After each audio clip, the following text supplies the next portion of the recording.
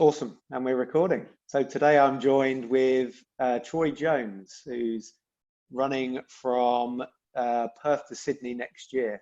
How you doing, Troy? I'm good. How are you? Yeah, very good, mate.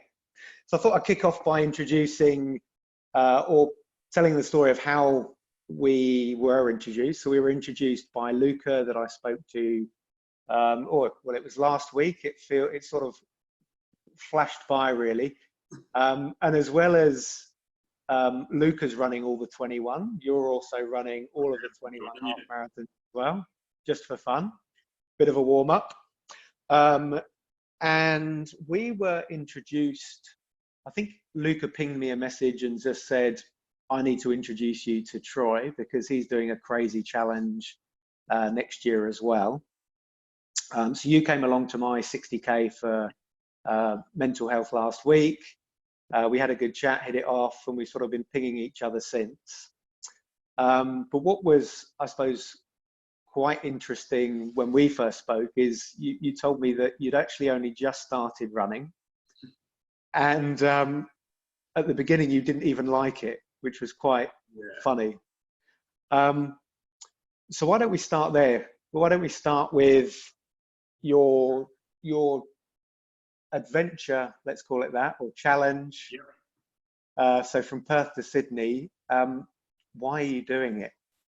Well, it all started back 2 years ago at Sutherland to Surf, which is like an 11K fun run. I never ran before that, apart from like in footy in my early days when I was 10, 11, 12, but hated running, never wanted to do it, and sort of got roped into doing it. And ran that, and it was honestly the most terrible thing I've ever done. And I finished it, and then sort of in my mind I could go, all right, sweet, did that, never going to do it again, or why not try something a bit harder than that? So just the feeling I had after that run was like the euphoric feeling that obviously haven't gotten a long time.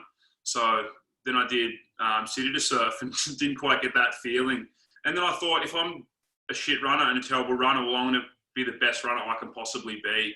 And then it just eventuated from there into a marathon. I was a real novice runner, so I would just run till my legs hurt. I had no structure to training, didn't even know there was running form. I just thought you put your shoes on and just start going. How hard could it be?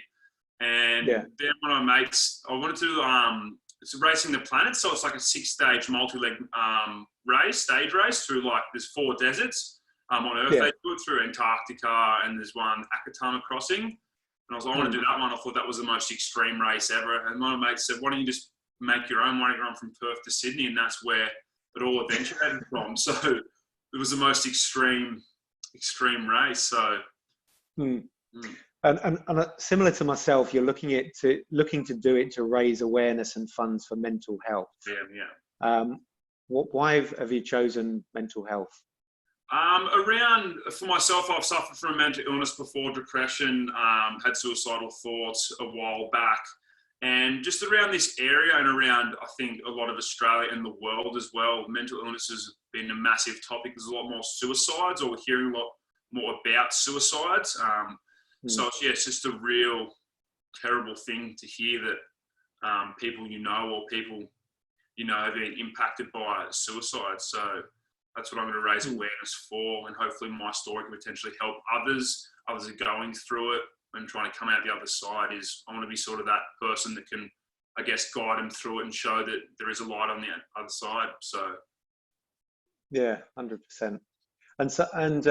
So just going back to, I suppose, the starting point for that. Was it the depression that came first, and then you decided to run?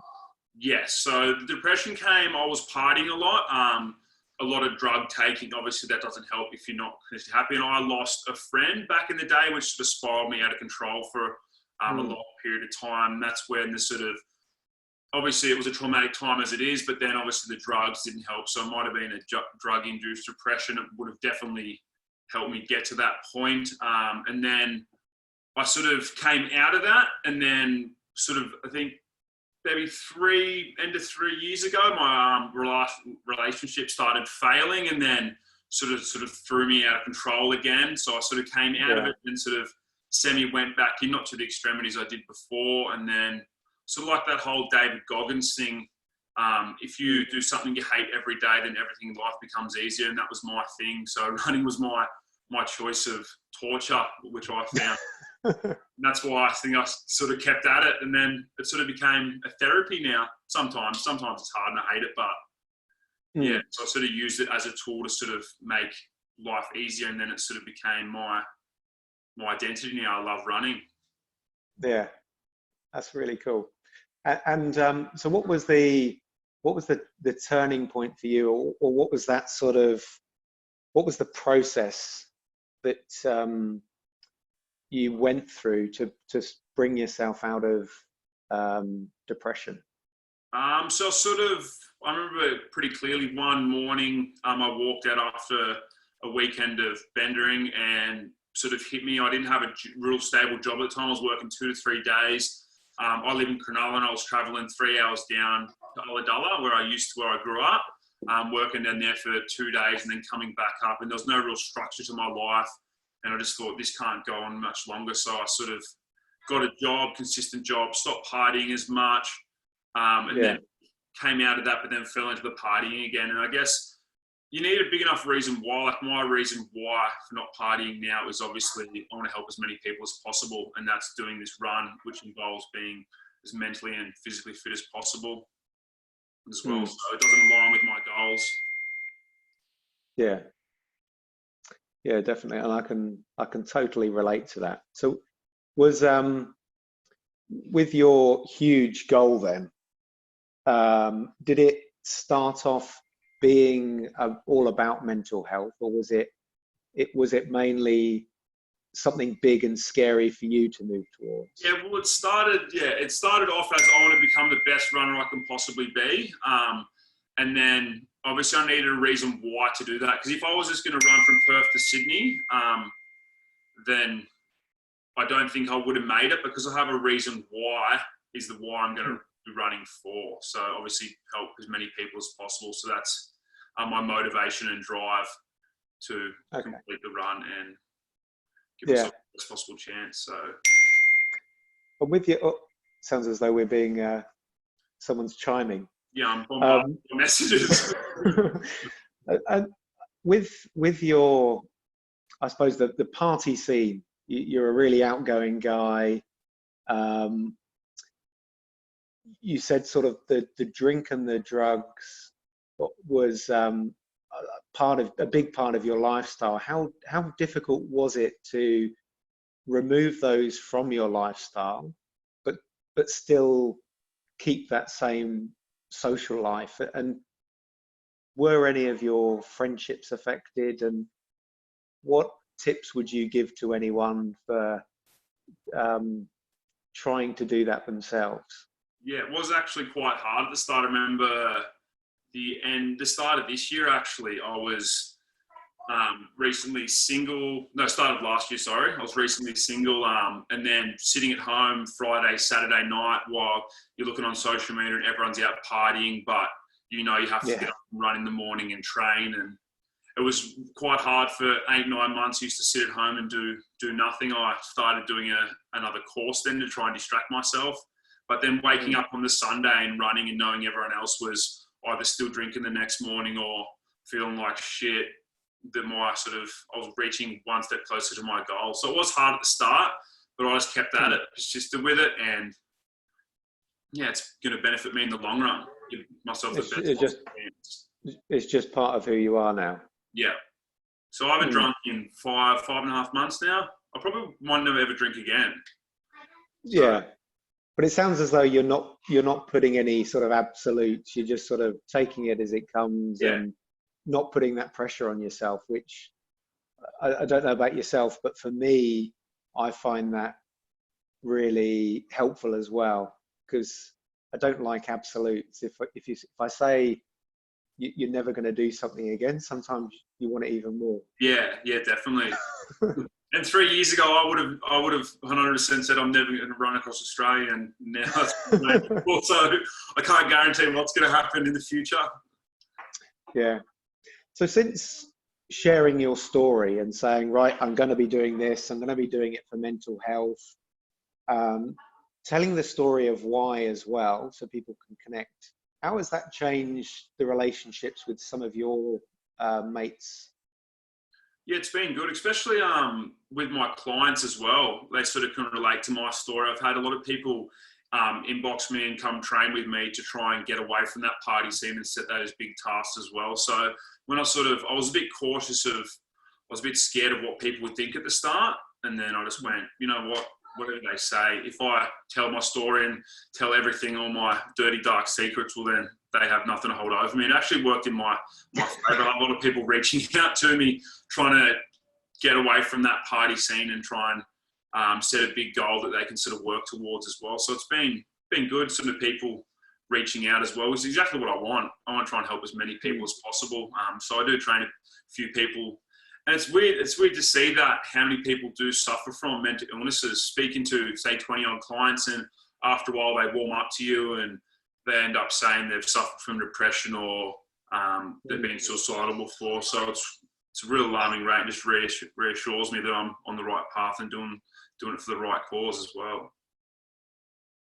Yeah, definitely. Because I've heard you on another podcast as well saying that I suppose with your personal training, so you're a trainer for, it's Transform 40, isn't it? Transform 40, yep.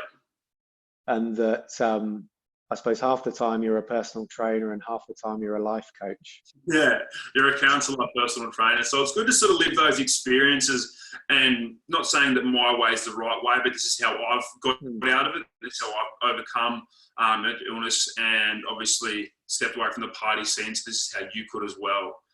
Obviously, it's not everyone go this way and this is going to work for everyone, but it worked for me. Yeah. So. And I think the biggest thing about your message, it's not about saying this is the direction you need to take. It's more a case of saying, I think one of the powerful messages that comes through in your story is just about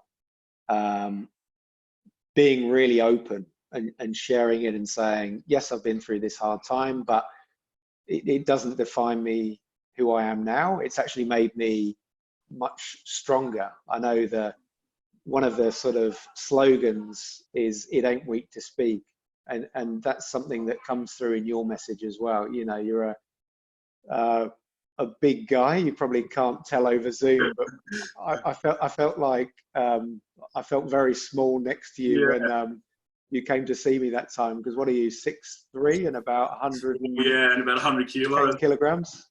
Yeah. Typical. I'm a little bit shorter and a little bit lighter than you. Yeah.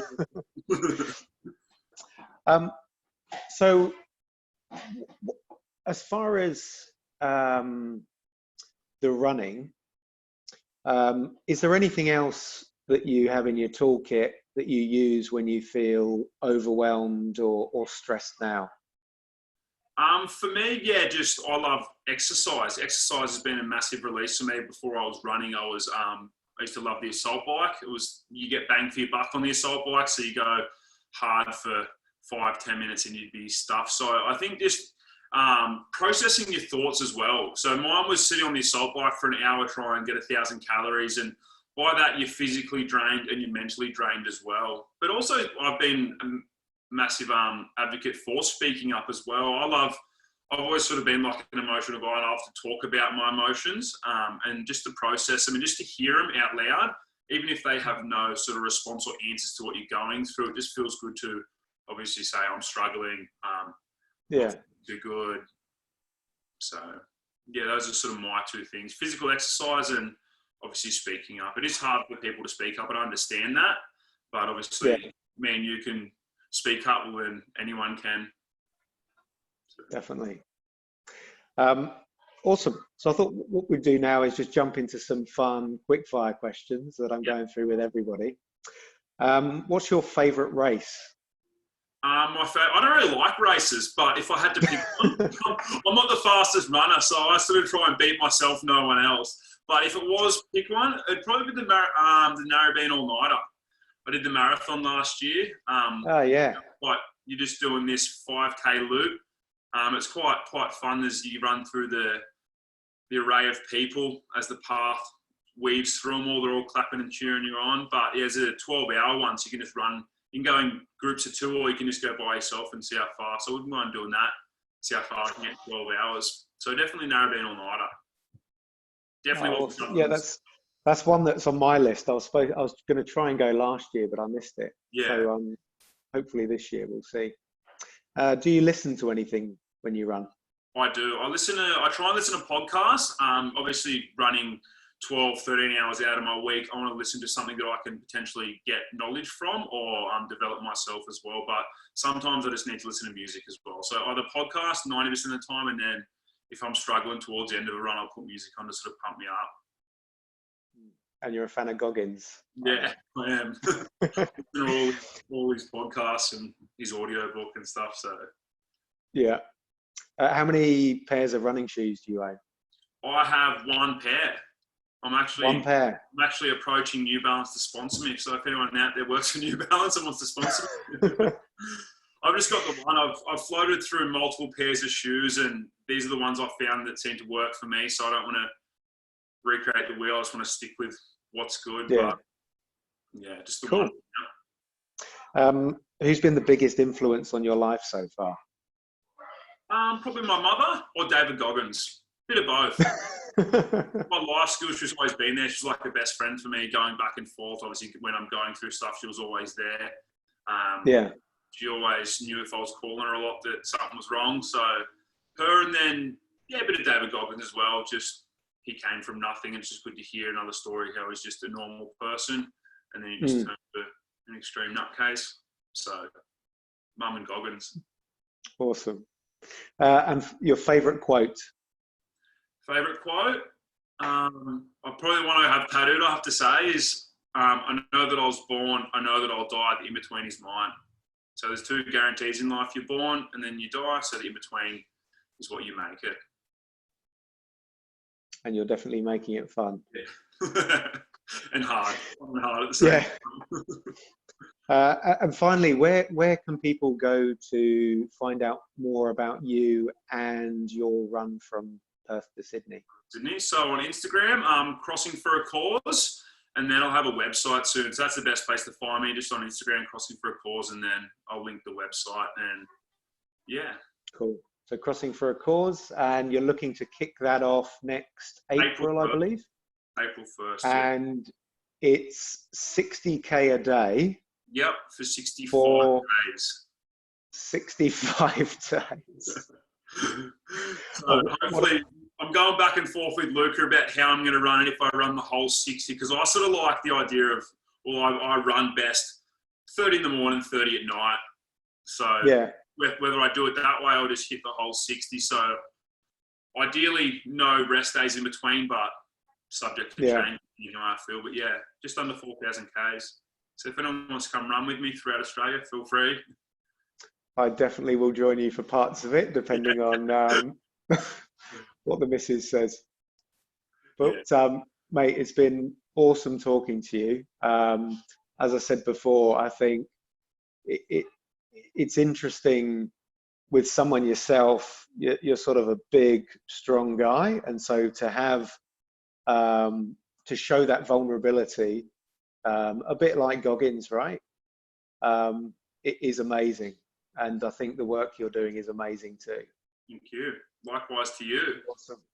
So yeah, please check out Crossing for a Cause on Instagram, and I look forward to half marathon number 11 with you tomorrow. Yeah, I'm going for mine after this. I haven't ran yet. So awesome. Thanks again, Troy. I'll speak to you soon, mate. Thank you very much. Take care, mate. Bye. Yeah.